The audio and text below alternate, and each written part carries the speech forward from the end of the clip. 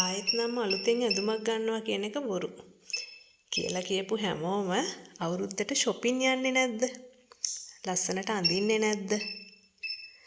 අවුරුදු කාලෙට shopping mall පිරීලා ඉතිරිලා යනව නේද? තව සමහරු කියනවා මේ තියෙන ආර්ථිකෙත් එක්ක වාහනයක් නම් ගන්නවා කියන එක හීනයක් කියලා.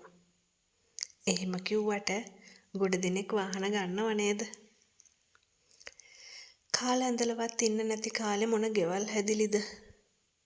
මිනිස්සු එහෙමයි නේද කියන්නේ? ඒ වුණාට ඒ කියන මිනිස්සුම නේද තට්ටු දෙකේ තුනේ ගෙවල් හදාගෙන ලස්සනට ඉන්නේ. ආයෙත් තව සමහරු කියනවා මේ තෙල් ගණන් යන විදිහට ට්‍රිප් එකක් නම් යන්න තියා හිතන්නවත් බෑ.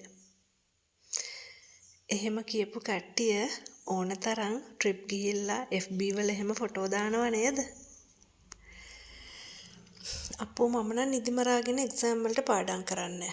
ඔන්න ඔහේ ඒ වෙලාවට එන දෙයක් ලියනවා. එහෙම කියපු අය නේද අයිලන්ඩ් රෑන්ක්ස් දාලා තියෙන්නේ. කවුරුත් කියන විදිහට බැරි ආවයි අඳෝනාවයි එකෙන්ම විශ්වාස කරන්න එපා. නොකියුවට හැම මිනිහෙක්ම තමන්ගේ අරමුණු වෙනුවෙන් හිමින් ගේමක් ගහනවා.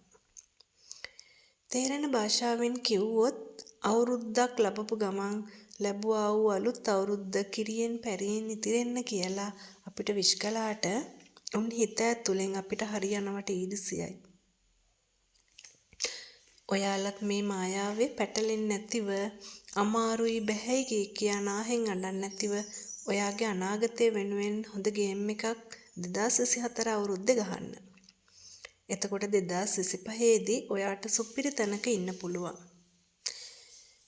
ගෙවුන 2024 අවුරුද්ද ගැන පට්ට සතුටු වෙන්න පුළුවන්. මේ වීඩියෝ එකෙන් ඔයාලගේ ජීවිතේටත් මොනවාම හරි දෙයක් එකතු කරගන්න පුළුවන් වුණා නම් මගේ channel එක subscribe කරන්න අමතක කරන්න එපා.